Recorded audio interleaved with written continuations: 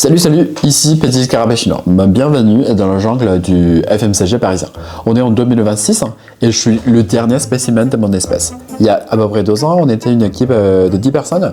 Aujourd'hui, on est 3. Et si on continue à ce rythme, le mois prochain, je devrais me faire les feedbacks à moi-même devant le miroir des toilettes. Le plus beau, l'open space est toujours blindé, mais je connais personne. Je suis entouré des gens qui parlent les langues que je comprends même pas des fois. L'autre jour, j'ai failli demander un rapport à un mec. En fait, c'était juste un livreur Uber Eats qui s'était perdu. On est 50 dans le bureau, mais je me sens aussi seul qu'un mec qui cherche une chocolatine dans une boulangerie du 15e arrondissement. Génial. Mais le niveau légende a été atteint cette semaine. Ma chef N+1, ça va. Bah, encore une qui a réussi à creuser un tunnel sur le bureau pour s'échapper. Les gens vont voir, l'air grave, à dire mon N+2 m'a demandé si toi, t'avais démissionné. Quoi? Mais pardon, excuse-toi. Ma propre patronne qui a mon Slack, mon email, mon LinkedIn me demande à quelqu'un d'autre si j'existe encore. Le mec est à Utrecht ou à Amsterdam. Il a entendu une rumeur venant de N+2 d'une autre équipe. Lui-même a dû lire ça dans un marque de café.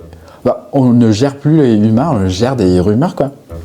C'est plus une hiérarchie, c'est une raison de Gossip Girl, financée par des multinationales. Message a fait Barcelone, Amsterdam, Utrecht, ma chef et moi. Tout ça pour savoir si je suis toujours assis sur ma chaise à Paris. Spoiler, ouais, je suis toujours là. Pourquoi ce chaos?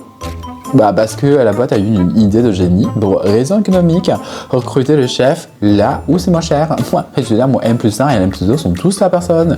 Ils gèrent ma dépression parisienne depuis une terrasse en mangeant des tapas. Eux, ils ont le soleil et la sangria. Moi, je les clim en banne à une imprimante qui fait le bruit d'un tracteur d'après le bruit de couloir. Je suis déjà muté en Chine. Le mec m'a déjà trouvé un appartement, un club kung fu là-bas. Mais personne ne m'a envoyé un billet d'avion. Je suis peut-être déjà en train de vivre ma meilleure vie en Chine dans un multivers pendant que mon corps tape des codes sous le grisaille.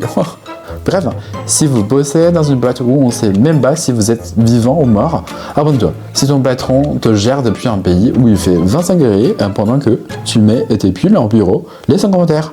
Je vous laisse. Je vais envoyer un message à mon M+2 à Barcelone pour lui confirmer que je suis pas un homogramme. Bah, enfin, je crois. Bon, allez, ciao.